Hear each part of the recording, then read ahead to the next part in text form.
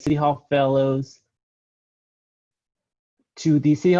Resume Workshop. Today we are going to be giving you some tips on how to tailor your resume for a local government job and hopefully answer some questions you all have about the application process. So we are the City Hall Fellows, and we are a nonprofit aimed at growing the workforce of local government employees and building a community of professionals interested in public service. And my name is Michael Cox, and I'm a board member on City Hall Fellows, and I also have worked in local government for 3 years, 2 years at SFMTA, and currently I am a sustainability analyst at BART. And also joining us today is Ariel Espiritu Santo, who is the Strategic Planning and Administration Manager at Oakland Department of Transportation. And she's also a former City Hall Fellows board member, and she will be providing some of her expertise as a hiring manager and what she looks for in a resume when she is gauging the quality of applications that she receives.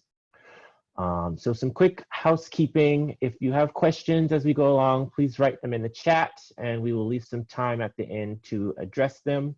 We're going to be recording this event, so we'll send out the link once the event is over. But the general agenda, first we'll do a quick slideshow presentation giving an overview of resumes and how they relate to local government, and talking a little bit about the application process because it can be a little confusing. And then we're going to hear from Ariel and get some tips from her. And then we'll leave some time for questions at the end, and we'll also go through some examples of resumes just to give you all an idea of how to put into practice some of the things that we're talking about today. Michael, we had one other question about whether we can share the slides. Oh, you can't see the slides. No, whether we can share them after the meeting. Yes, the slides and the video will be posted on the website.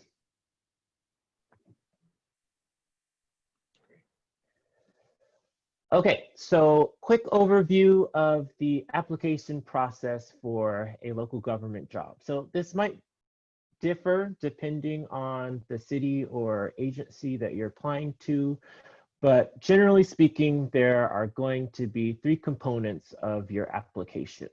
One will be completing the web form. So typically there's an online portal where you'll log on and input information related to your work experience, education, some profile information about who you are. And then as an attachment to that application, you will put a 1-2 page resume document, which looks more like your typical resume. And additionally, there might be some supplemental questions on the application that you'll have to respond to that are specific to the job posting. So just give you an idea of what that looks like. This is from the City and County of San Francisco. So we have our online portal, and in here we are looking at our work tab where we're going to add our employment history. And on that tab, you'll click on an individual job that you've had or put one in the system, and then you'll list a description of your primary duties. So this corresponds to the job experience section on your resume, and there is going to be some overlap between the resume that you attach and the information that you put in the application, but these are not substitutes for each other. You do need to complete both the application and the resume, and they're going to be used for different purposes throughout the application process, which we'll talk about.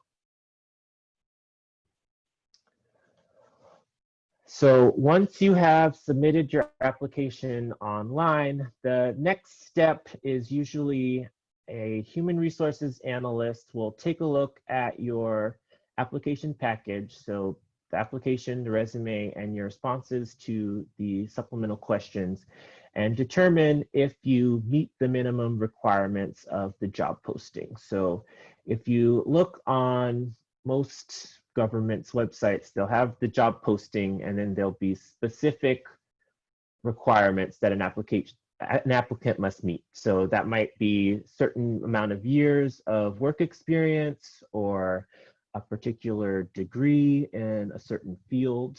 And the HR analyst is going to be doing a quick check to see, do you meet those requirements? And this analyst may or may not be familiar with your field, so it is really important to make sure that you're clear on how you are meeting those requirements. And this is something we're going to keep going back to throughout the event today. So once the HR analyst has made that first cut of applicants who meet the requirements and don't, there are usually two different paths that you might take. So on one hand, you might be applying to a permanent civil service position. So in this case, you are not necessarily applying to an open position at a specific agency, but instead you are applying to be placed in a pool of applicants who have taken an exam and passed it. And then once this list is created of people who have passed the exam, different departments across the city can schedule interviews only with people that are on those lists. And a list might be used in different departments across the city, but the most important thing is that when departments are scheduling interviews, they can only interview people that are on that list. And they're going to be using information from the application you submitted to send to those departments once they have selected interviewees.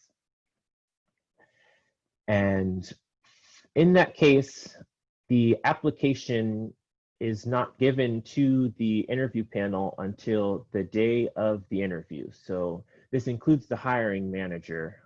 They will receive your package, and then maybe 5-10 minutes before you walk in the door for your interview, they will be looking through your responses to your application and looking at your resume and preparing the questions that they're going to be asking you. On the other hand, if you are applying for a non-permanent civil service position or an exempt position, usually those application materials, once the HR analyst has done their first cut, they will be sent to the hiring manager, and then the hiring manager will take a look at the applications and schedule interviews based on the materials they've received. And in this case, usually the resume attachment might be a little bit more important. But in both cases, you do want to make sure that each of the components are filled out, your application, your resume, your questions, and that they are demonstrating that you have met the minimum requirements and are ready to take on this job that you are applying for. So for the purposes of today, we're going to have one example of a job posting from San Francisco, and we'll talk about the different sections of your application and your resume and how you want to address the information that you're seeing on the screen here. So when you pull up the job posting, usually there will be essential functions which relate to the actual tasks that the applicant would be doing in that job. So in this case, this is an analyst who will be analyzing construction projects covered by the citywide project labor agreement, and they'll also be preparing reports for management And they will also be rolling out new data tracking processes within the city's certified payroll and financial systems. So that being said, there are some minimum requirements for this job posting, and there are multiple ways that you can meet these requirements. So first, you can have a master's degree. You might need some years of experience with that. In our case, we're just going to focus on number 3 here. We'll assume that we have a baccalaureate degree and 4 years of full-time experience performing professional level analytical work, as described in Note A. And this isn't necessarily going to be the minimum requirements for any job posting at a city, so don't be alarmed if you don't have this experience. It can range from just a high school degree to a more specialized degree and everything in between. But we're just using this as an example because it has a rich number of minimum requirements that can be met. Okay, so the first thing in any job application is you want to communicate to everyone looking at your application. So that's going to be the HR analyst, your interview panel, some of whom may be in your field, some of whom may not be in your field, but you need to get the point across that you are meeting the minimum requirements and that you have done a competent job in the past for other experiences that you've done. So in this case, we have an example of the minimum requirements for the same 1823 position that I was talking about. And there's a bunch of different ways that you can meet that experience, but let's say we have experience doing complex financial and fiscal analysis and reporting. So one thing to keep in mind is, in school, you learn not to plagiarize and not to copy the prompts for essay questions that you receive. For local government jobs, you can disregard that information to an extent because you are submitting this application to a wide variety of audiences. You want to be very clear about how you are meeting the minimum requirements. And it is actually okay to take language from the job posting itself and repurpose it in your resume and in your application to demonstrate that you have done the exact tasks that they are requiring. So in this case, we were a legislative aide for Nora Camden. And again, we are looking at doing analysis and reporting. So from June 2019 to June 2020, we developed fiscal analyses and wrote reports detailing citywide economic impacts of 7 proposed legislative policies. So just like that, we have demonstrated we have some of the experience that they are requiring for this job posting. And you're going to want to prioritize the experiences that relate to the job announcement itself. So, if you are an entry-level employee, sometimes you're going to be working on a multitude of tasks. So if you have some that are directly related to that job announcement, it's definitely recommended that you elevate those to the top. And you want to use concise, action-oriented language. So you only have 2,000 words on the application itself. And on your resume, generally you don't want it to run too long. So you want to pack a lot of information into the words that you're using. And in particular, using the language in the job posting itself to frame the work that you're doing. Definitely want to consider using bulleted lists on your resume document.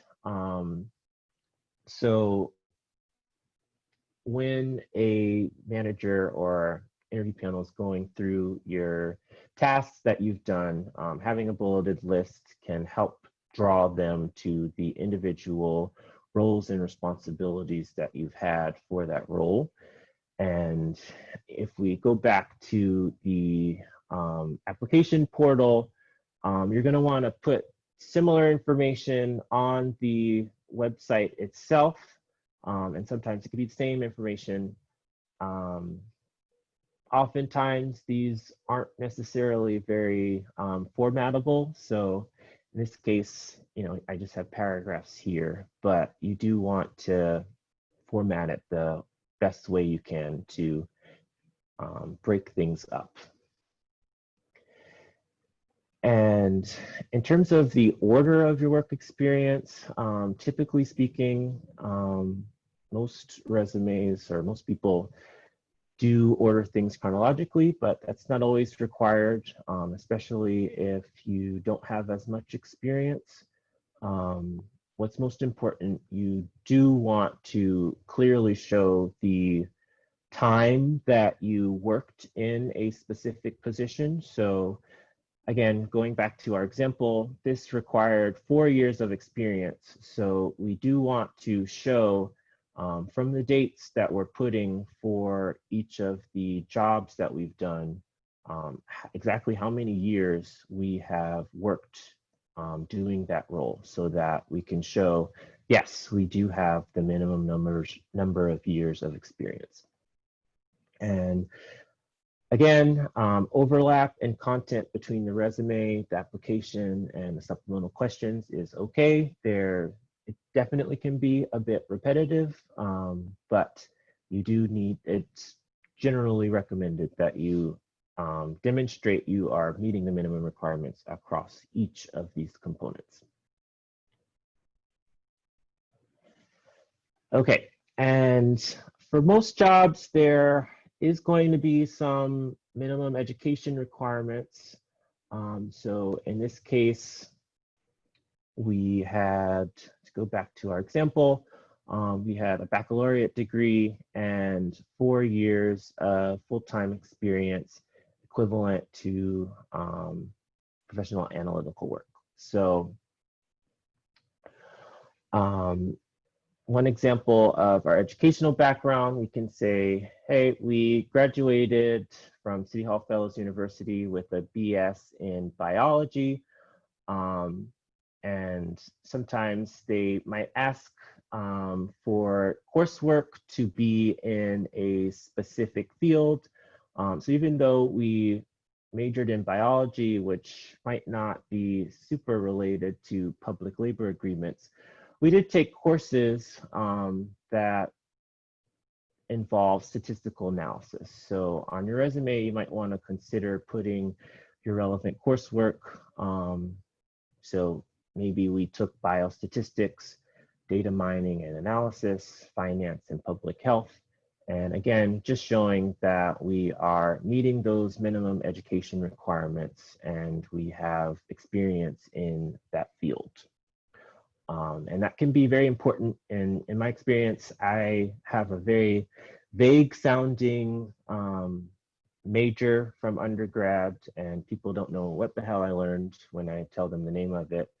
So having the coursework on my resume helps them understand exactly what I learned in class. And that is something I've had to do to prove that I meet the minimum requirements in past job applications that I've done. And another important note is that when you are submitting your application, typically the qualifications that are listed for the posting need to be fulfilled when you submit the application. So many times undergraduate students will try to apply to a job before they've graduated, and sometimes they might not be able to meet the minimum requirements because they have not gotten their degree yet. That it can be pretty strict for certain job postings, so keep that in mind. But again, there are some exceptions where there are fellowships or specific positions where you can have an expected degree or an expected date for completing your degree when you apply.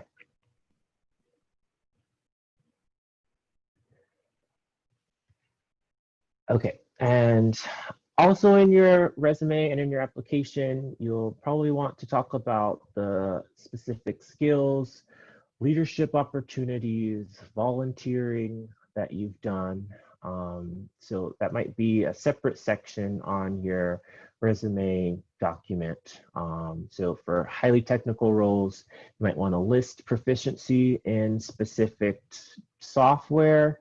And again, if the job posting requires you to have experience using Excel, it might even be good to incorporate the specific software or specific skills into the tasks that you've listed for your jobs.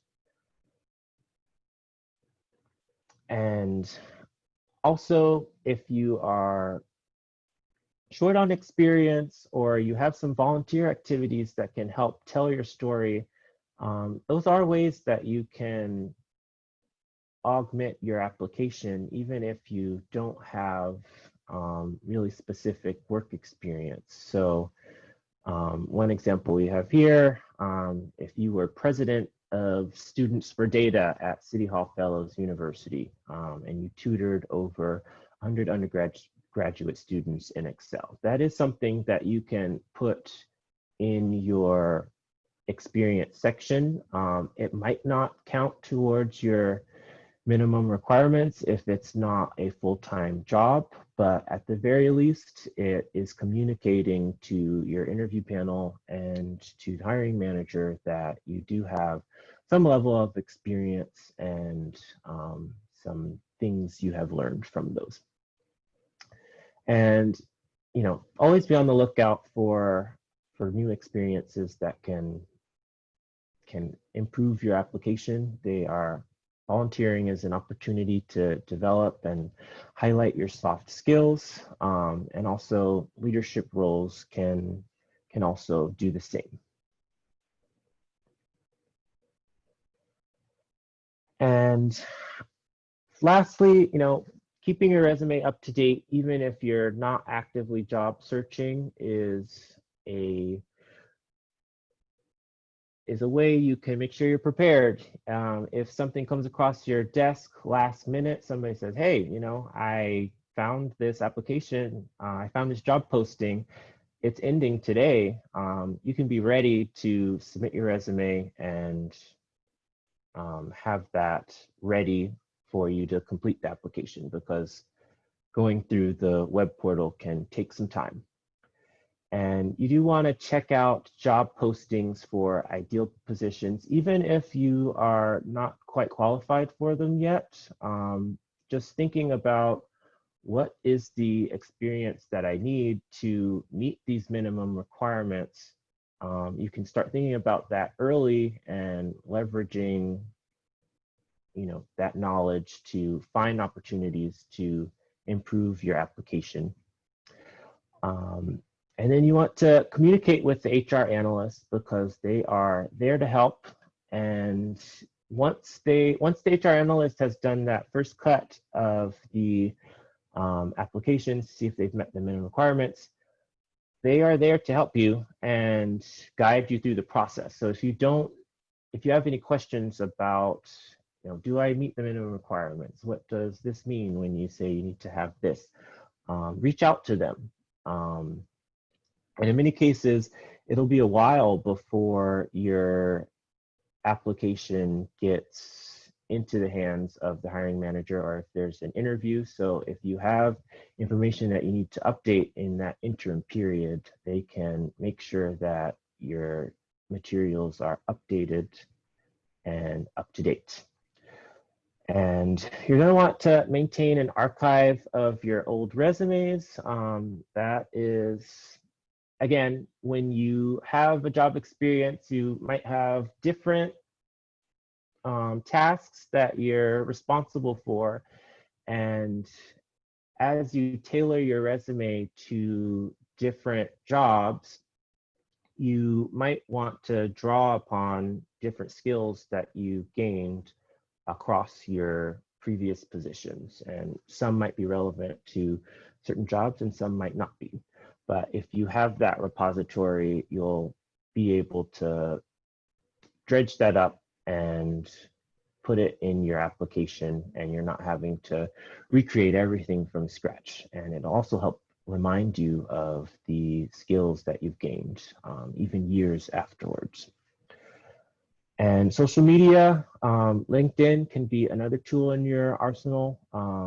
Many local governments use LinkedIn to do recruiting and post job postings on there. The job that I have now, I found out because LinkedIn sent me an email and said, this job matches your profile and it might be a good fit. And it ended up turning into a great opportunity. So keeping your profile up to date with the tasks that you're doing and the roles that you're responsible for can help get you, is basically a free advertising tool.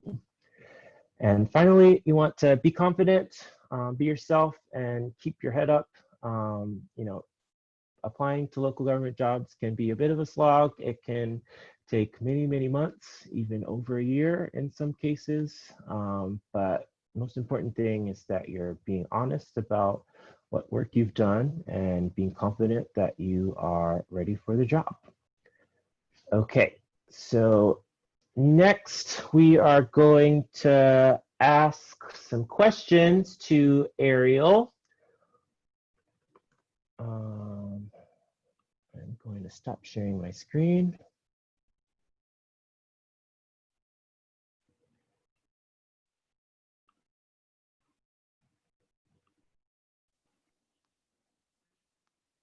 Hi, Ariel. Hi. How's it going? Okay, so again, Ariel is the Strategic Planning and Administration Manager at Oakland Department of Transportation. And I'll be asking her a few questions, and she will hopefully give you all some good advice on how she processes the resumes and the applications that she receives. So first question, how long do you typically spend looking at a resume when you receive one?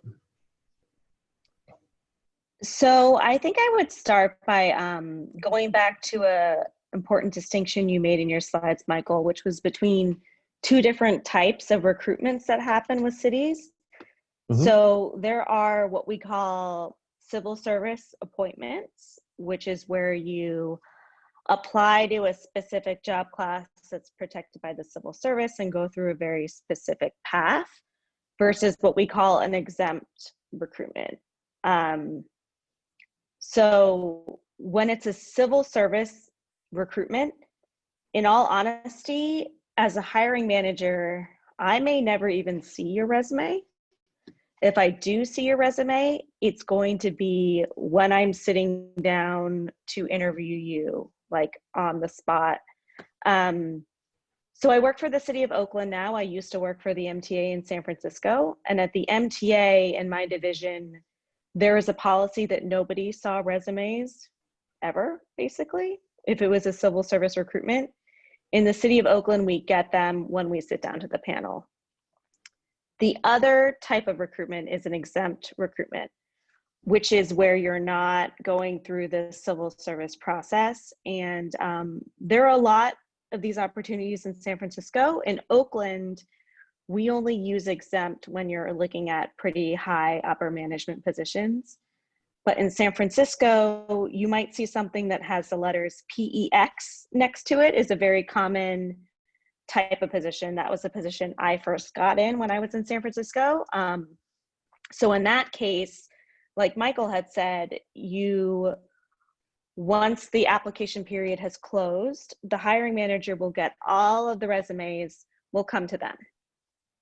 So in that case, so say I'm a hiring manager and I get 70 resumes coming to me for a recruitment, I'll be able to see all of them. Usually how I would approach that is I would set up like a matrix beforehand of what are some of the key things that I'm looking for.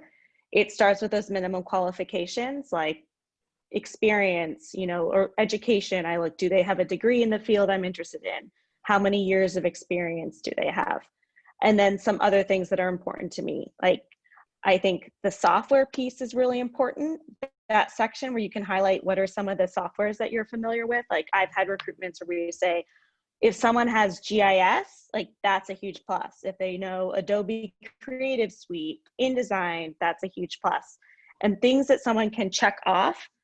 And so that's important for a couple of reasons. One is because it's just an organized way to look at it as a hiring manager. But the other is that because we are public agencies, someone could always come back and challenge a hiring decision that we make. And they could say, you need to justify why you chose to interview these 5 people.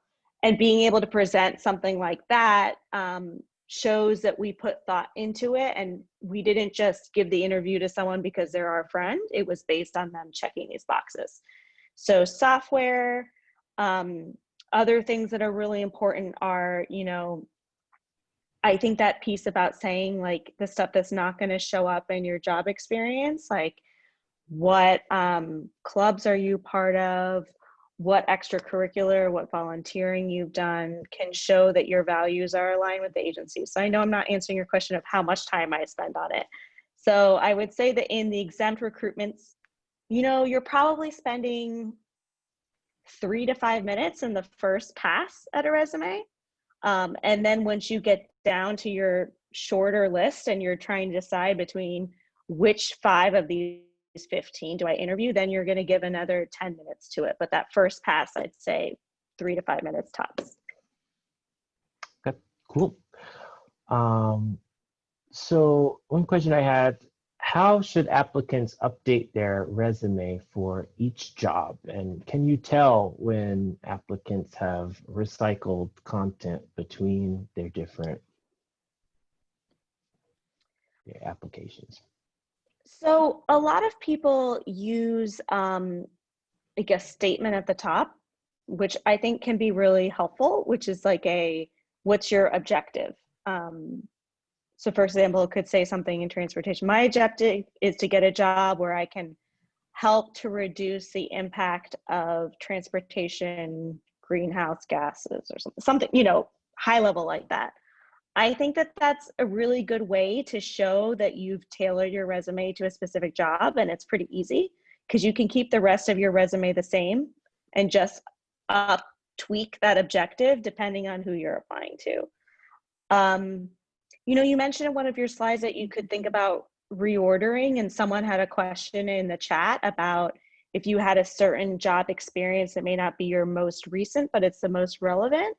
I think that makes a lot of sense to push that up to the top, and you could alter that. But generally, I don't think that there's that much that you need to change in your actual resume. And one thing that I do really like about the bureaucratic system for applying to city jobs is that once you go in there and you put the effort to fill out your work experience in city gov or whatever the system is that they're using, it stays in there. So you can go and then apply to future jobs in the same city, and it can say import previous application, and it will bring it all in. So my favorite example is when I started to work at the MTA, I first saw this job that I was like, this sounds so interesting. I can't wait to apply for this. I put all this effort into filling out an application for a job to be an 1824 in this project that sounded really interesting.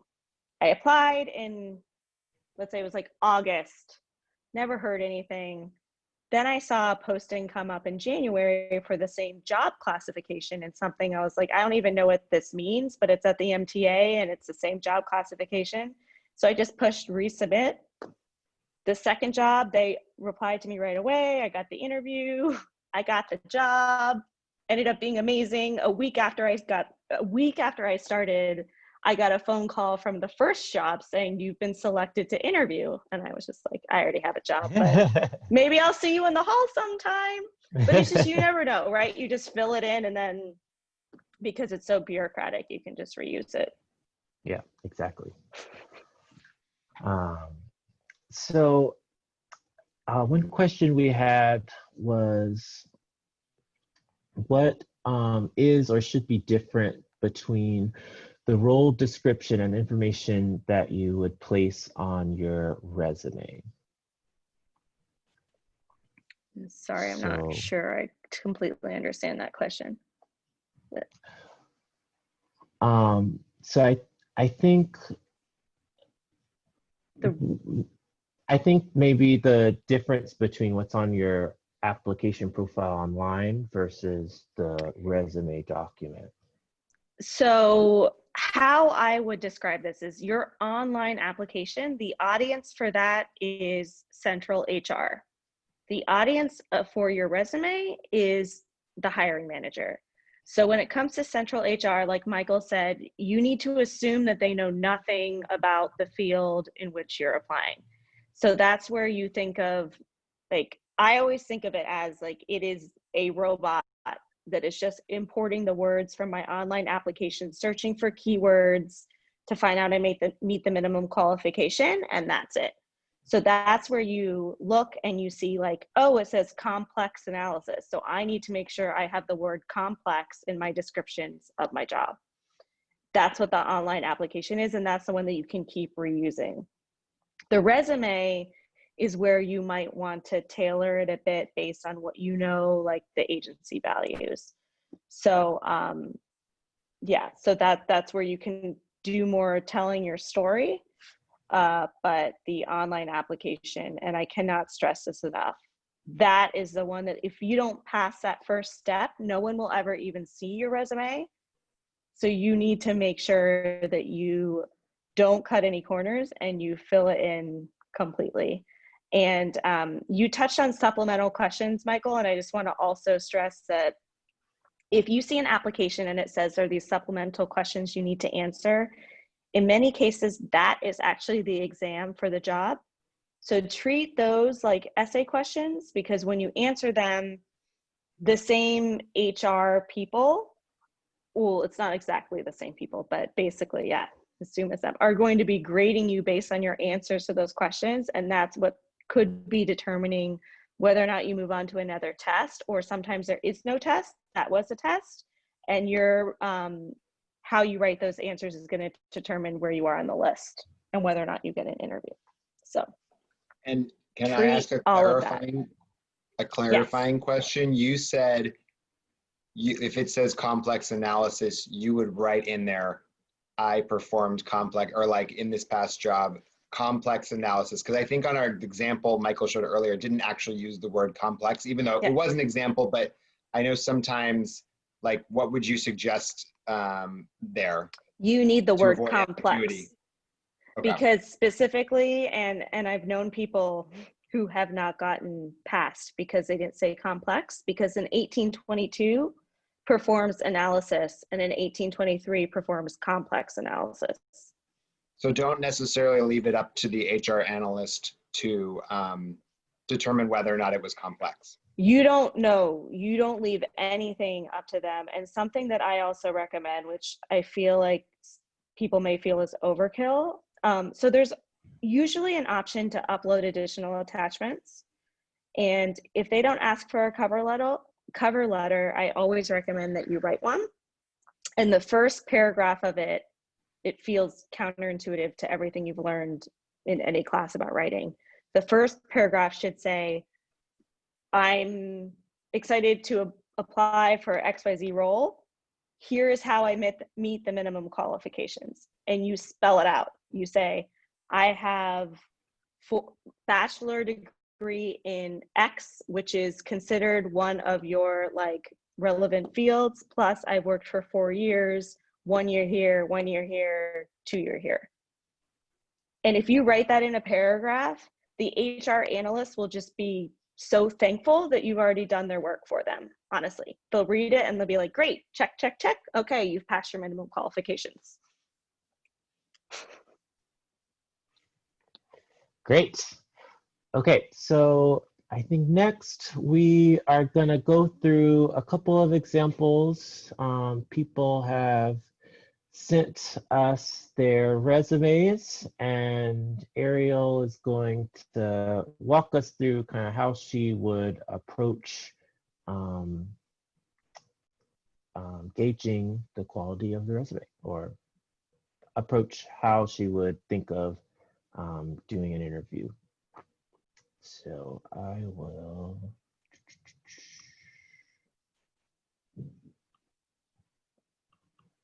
share this. All right, can everyone see this? By the way, thank you to Joyce for volunteering her resume. Yes, thank you, Joyce. I was like, this sounds like a fabulous opportunity. So I'm looking forward to having Ariel tear it apart. So don't hold back. It looks great. I'm gonna focus on the positives here. So could you just scroll through the whole thing so we could get a look at all of it?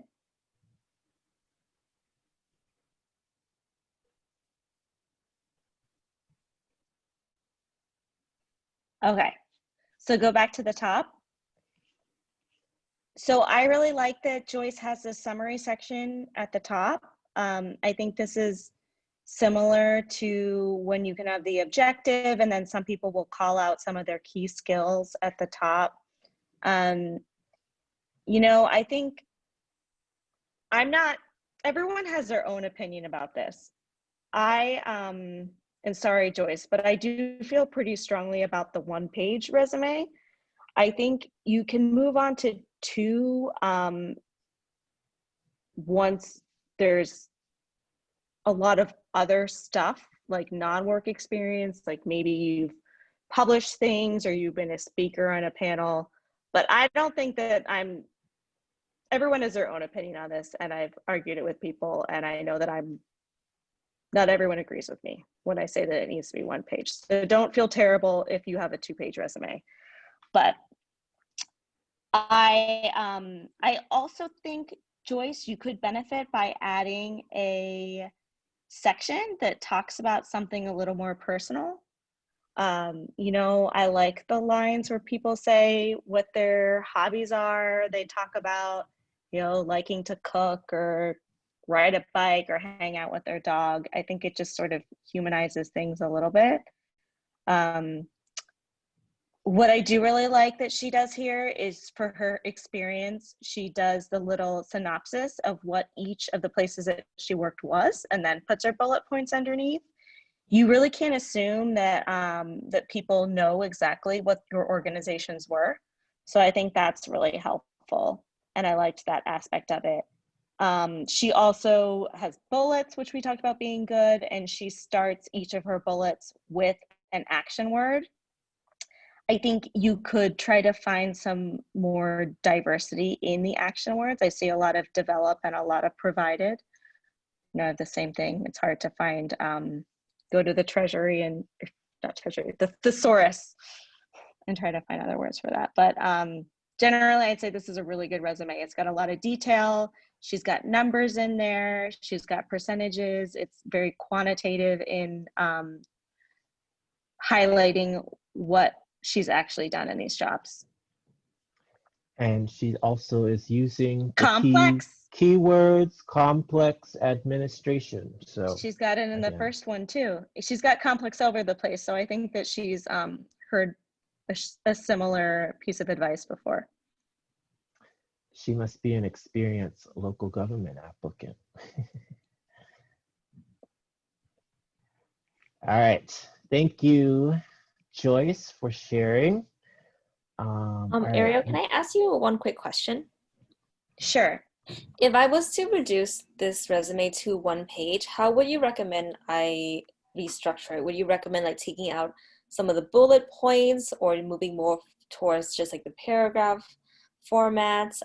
For some of these positions, like a lot of my organizing positions here, I worked for the same like political consulting firm, but it's with like different campaigns, which is why it's listed out this way, and I held different positions. Would you recommend like somehow finding a way to consolidate that? So I actually had this same, well, not exactly the same, but so because I've, older and I've had several jobs by now, I was trying to figure out how do I make it one page? What I did was I kept my most relevant jobs were the ones where I put the bulleted pieces underneath. And then when there were a number of positions that I wanted to list beyond that, I just put a couple of sentence explanations with them. So you just sort of collapse the ones that are less relevant. Got it. Is an option. You also, it's not going to be the end of the world if you have a 2-page resume. Again, I'm saying that's my just a personal preference that I have, but I still do read both pages of people's resumes. Got it. Perfect. That's helpful. And one question I have is, so if she does condense this down to 1 page, when she's filling out the actual application on the web, would she still want to include this text when she is describing those positions on there? That's a great point. You want to put as much as possible in that online application. You can never have too much unless it says, limit 500 characters or limits the number of jobs you can have, because they're just looking for anything that will help you meet those minimum qualifications. I like that. And I was just wanted to add, I think, Joyce, this actually reminds me of what some people have shown me when they have like a master resume that lists out in great detail everything that they've done. And when they're creating a new resume, they literally copy paste the most important parts. And like Ariel said, that might be all of it for the most recent 2 positions. And it might just be the name and description for the older ones, to fill out the rest of your sort of chronology. So, yeah. Yeah, that's a great idea, Thomas. You keep the master one and then you just, you can tweak it for whichever job you're applying to. Excellent.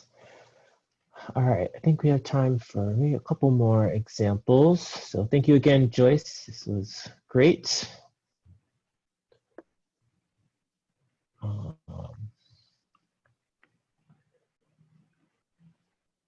So next up,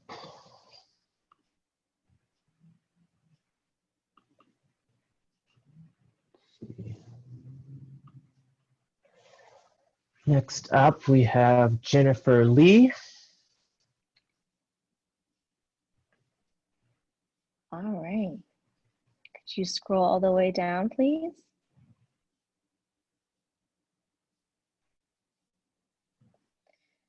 So Jennifer has the 1-page resume. Definitely like that. And scroll down one more time.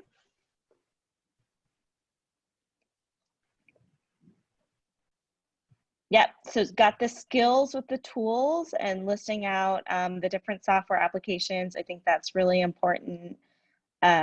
I love that she has the volunteer part, which is showing a bit more about what her non-work self is and what she values, again, which, I mean, I know for OakDOT, like, that's really, really critical to us to try to find people that are aligned with our values. I would say, if you look at her work experience, it looks like Jennifer is kind of given equal real estate to each of her jobs.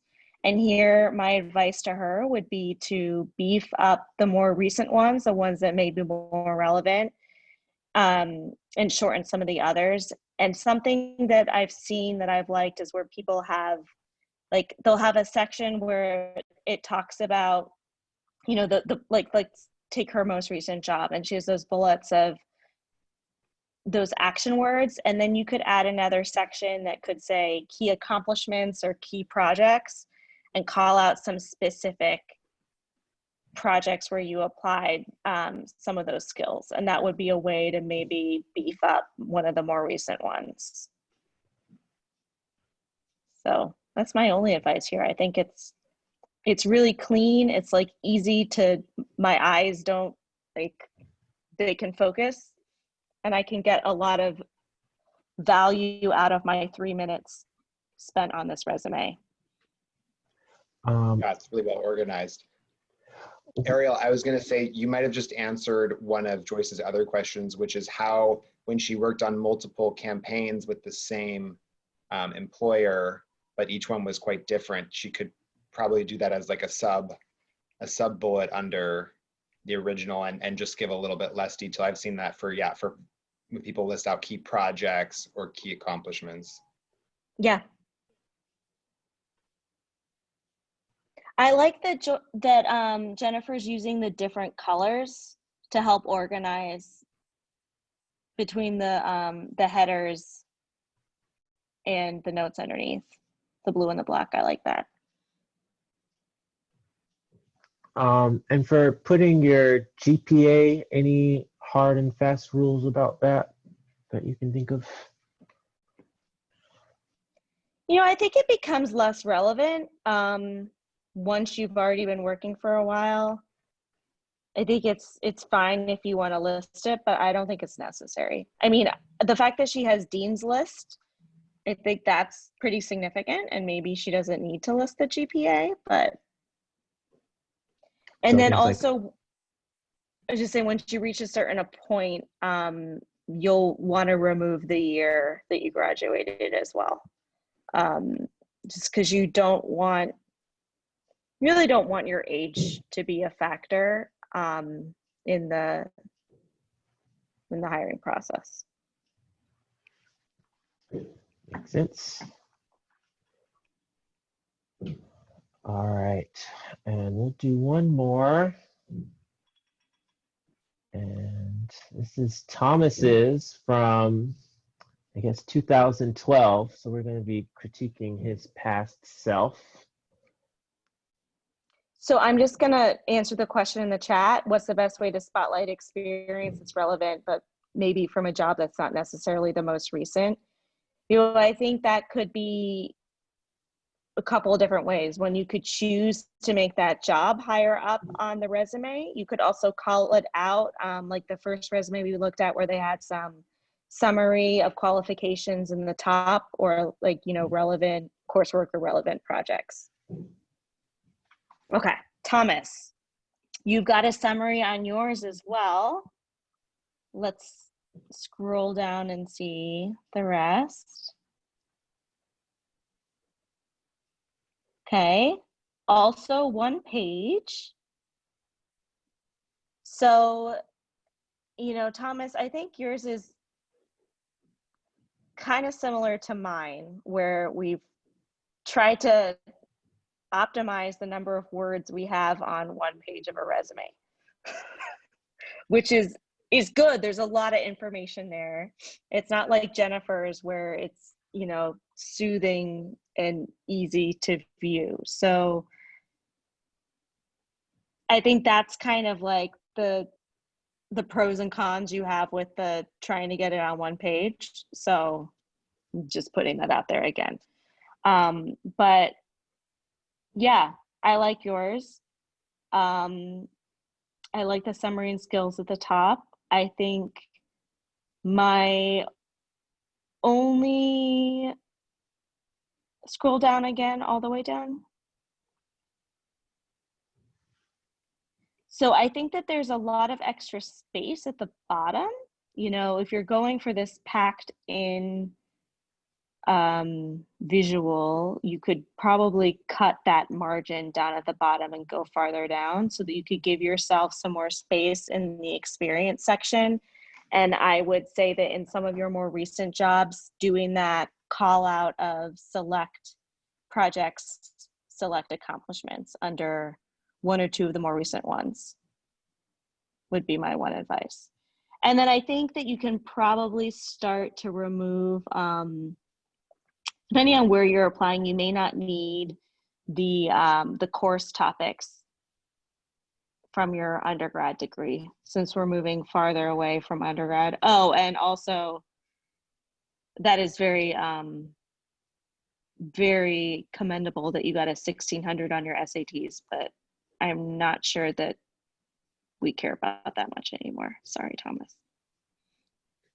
This was I haven't seen. this This was is like a- a this is year out of college. So Okay, there you go. I didn't realize that. I was like, yeah, this is that's traveling great. back in time.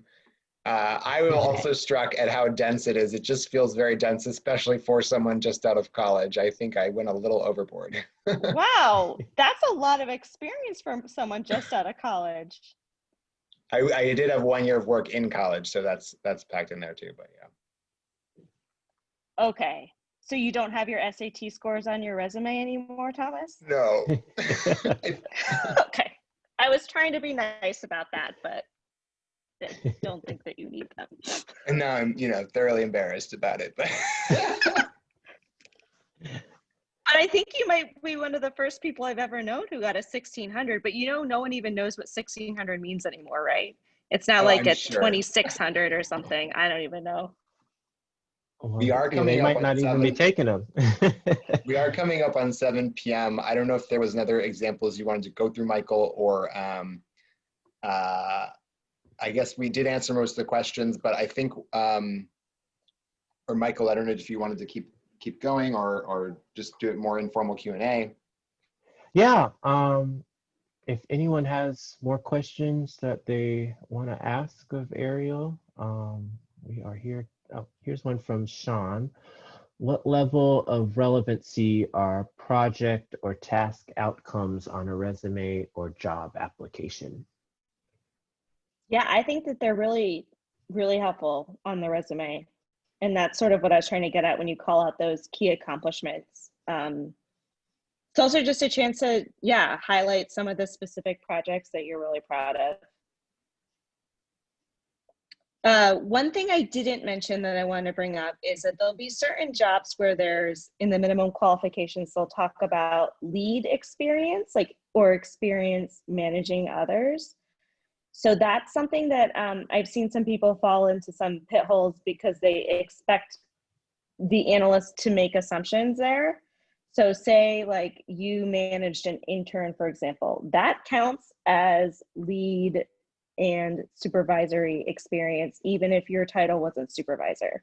So that's something that you would call out in that cover letter or put in your application online.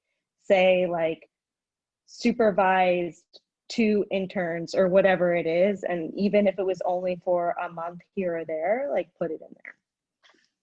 And that's what's going to help you move into those higher level positions.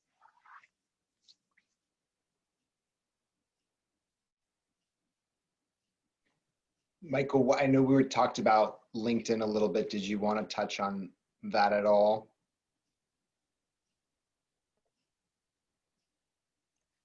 Oh, sure. sorry. I'm just looking at Joyce's question too. Mhm. Oh, Michael, go. Sorry. Yeah, go ahead. So Joyce asked, for your current position, can you use both present and past tense in describing your task or accomplishments?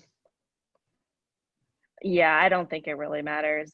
I always, that makes my head hurt when I think about it with my own resume, but I've never judged the tenses in reading someone's resume. So What about don't for stress past, about that part. What about for past positions? Those should be past tense. But in your current position, there's some things that you did and some things you're doing. And yeah, it's just, that's not worth your energy. Okay. All right, so I guess one last thing. So we're going to redeem Thomas and show his current LinkedIn profile to show that he doesn't have his SAT scores on there. He just removed them 2 minutes ago. I know. But just to give you all an example of what you might want to put on there, because like I said, it is a recruiting tool that local governments are using. Can you all see It'd be this? interesting if you have different thoughts about what should be level of detail, or I know I've seen a variety of ways that people use their LinkedIn, and sometimes I just scroll through to like see examples from other. I always find it interesting. It is not showing up for me. Oh, here I could. So number one is you should have a LinkedIn page because we do stock LinkedIn. Here I can share mine. Okay. Yeah, actually, if I found that somebody didn't have a LinkedIn, that might be like just a big weird question mark. But I mean, Oh, this. I find that a lot of candidates for government jobs don't have LinkedIn's. Wait, I need to somehow view this. Actually, I have a question. So for me, I am a family advocate currently, and I've also worked with children in special ed. But many times I can, at least for my LinkedIn, I can only put one resume. And so my side hustle is doing security. So what I do is I have two resumes. Should I just throw it all together, or just keep it separate? Yeah, that's my question.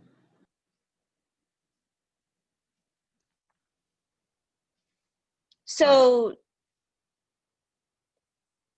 yeah, I mean, I think for the resume portion for the job, that's going to come from the resume that you submitted. The LinkedIn, I like to see it. I like to see that they have a LinkedIn. I get curious to know, like, you know, do I know anybody that knows them? Like, I don't know. It's you sort of just browse it. I don't spend too much time looking at the content of the LinkedIn. Honestly, it's the resume and the application that you submit to the job that are more important. Let's see, are there any red flags? Typos? I don't love when there's typos. Oh, if you're submitting a cover letter, make sure that you submit the right cover letter. I've definitely gotten many cover letters that were to a different job. It's also really obvious if you're sending a cover letter and it just says, "Dear hiring manager," and then talks about just something super generic. There should always be at least a sentence or two that specifically addresses why you're interested in that agency or that job that you're applying for. All it takes is just adding one or two personalized sentences, and we feel special when we read your cover letter. But let's see. Yeah, should you write letters to the hiring manager or the analyst?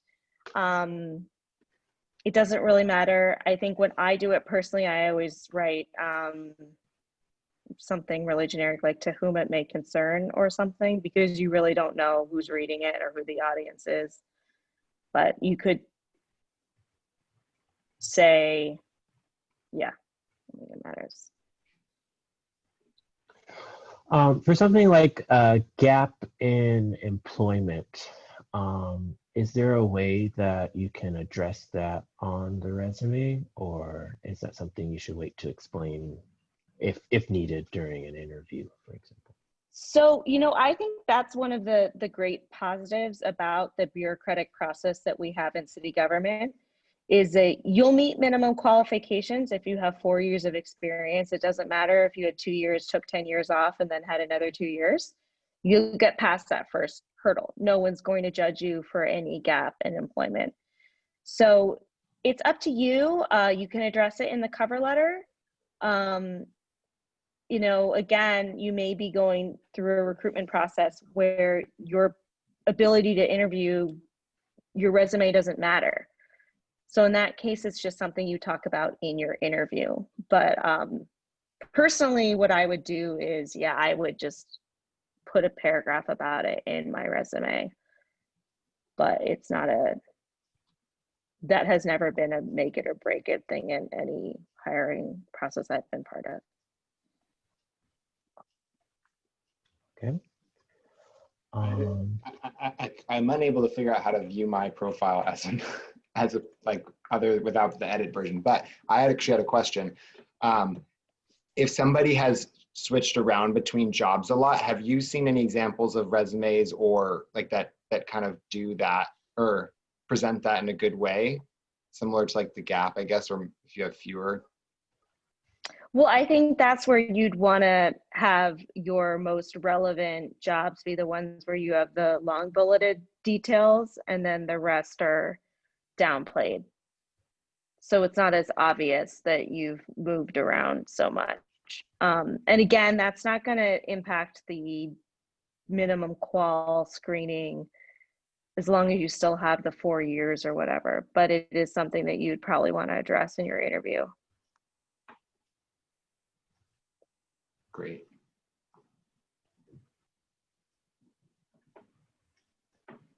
All right. So if there aren't You any, still want to review your LinkedIn profile? I have it pulled up here. Oh, can you share? oh, perfect. Yeah. Okay.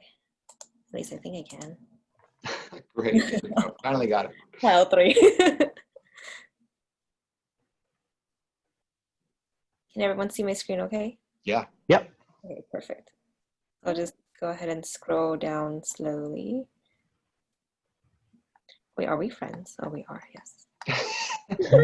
We even connected. Yeah, I think the about section is really helpful.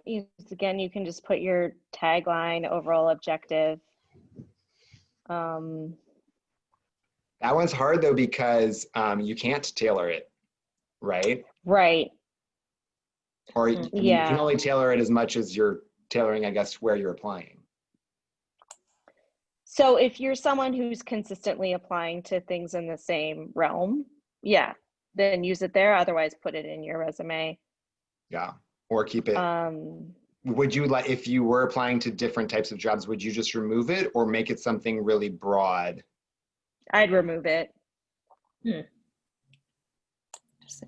If they were very different. Yeah, that's helpful. Well, especially with city government, sometimes people are applying to city government, but because the process is so long, they may also be applying to other, private sector jobs or nonprofit jobs, because the timeline might be more realistic for hiring. So that's a good, helpful to think about.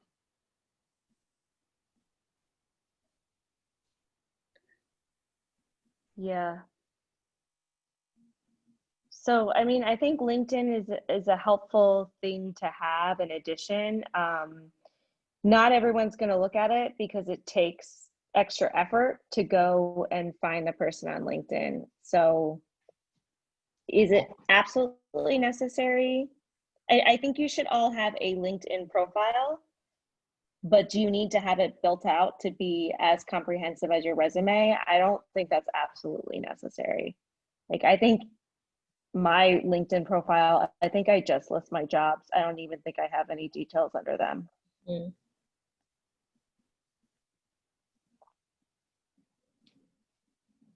Makes sense. But I'm also, I'm an elder millennial. I think the details are all in there from right after college when I was very gung-ho. And then I've just added jobs, but yeah, I would think though, you could probably assume that in most cases, before they give you a final offer, they probably will view your LinkedIn. So should at least, like you said, exist and be accurate and typo free. It doesn't have, like you said, it doesn't have to have a ton of information, but. No, and we're going to look at who our mutual connections are. Right. So remember to connect to your colleagues. Awesome. That is useful. I have used LinkedIn messaging and connecting a number of times. I know that in the private sector, headhunters also reach out to you. Sometimes I'm not sure if that happens very much in the public sector, but it's definitely a useful tool. Think of it as free promotion. Yeah. Does anyone else? I think if Does anyone else have any other questions before we wrap up?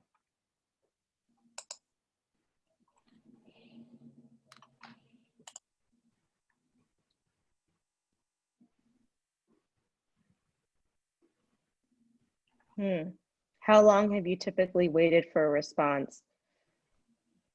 It could honestly be a year. So what I tell people to do, if you're interested and you want to work for certain cities, you go on to their hiring page and sign up for their alerts, and you can choose which classifications you're interested in.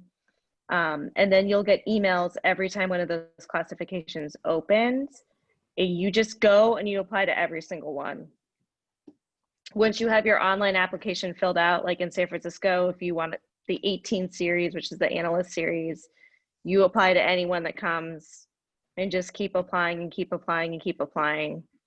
Eventually, you'll hopefully get to take a test, and then you'll get in, and then you can move around. But it's not a real-time thing.